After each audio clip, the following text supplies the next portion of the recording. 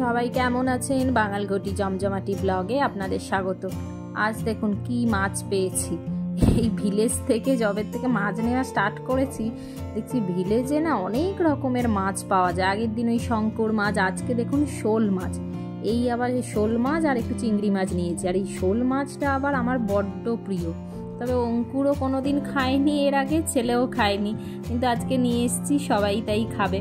আর চিংড়ি মাছটা একটু নিয়ে এসেছি, আজকে একটু চিংড়ি মাছের টক খাবো বলে। জানেন তো এই টকটা আমার মা বানায়, এত ভালো লাগে।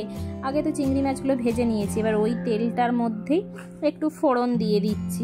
তারপরে এই টকটা কী কী দিয়ে হবে জানেন? এই যে এই ভেন্ডি দিলাম, ভেন্ডি, তারপরে মূলো, আচ্ছা, আর মা দেয় কুমড়ো দেয়, তারপরে আর কচু দেয়। আমি কচুটা দিচ্ছি না, আর কুমড়োটা ভেবেছিলাম বাড়িতে আছে, এসে দেখছি যে মাছ নিয়ে এলাম, এসে দেখছি কুমড়োটা নেই।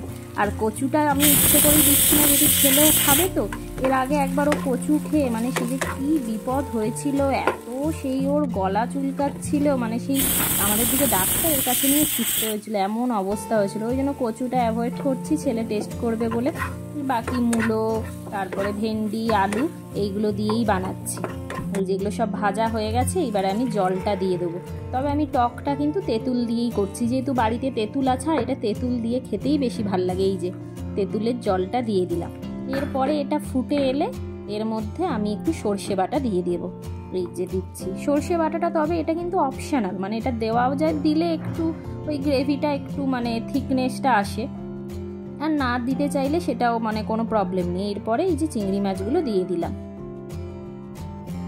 এখন এই 2টোর মতো বাজে, ছেলের স্কুল থেকে এসে খেলাধুলাও হয়ে গেছে, এইবারে এখন বাড়ি যাচ্ছি।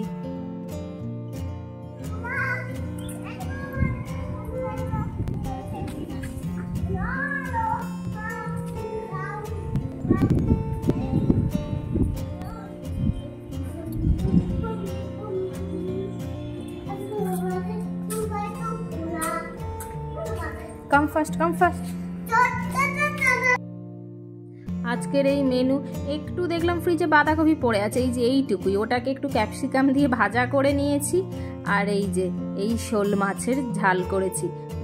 এটা আবার আমশোল খেতে কিন্তু দারুণ লাগে, মানে বাড়িতে বাপি নিয়ে এলে, বাড়িতে আবার আমি আর বাপি শুধু খাই, মা ভাই আবার এই শোল খায় না, তো আমশোল অসাধারণ লাগে।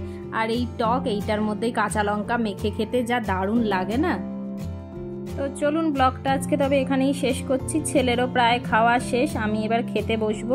এই মিনি ব্লগটা যদি আপনাদের ভালো লেগে থাকে তো লাইক অ্যান্ড সাবস্ক্রাইব করতে ভুলবেন না।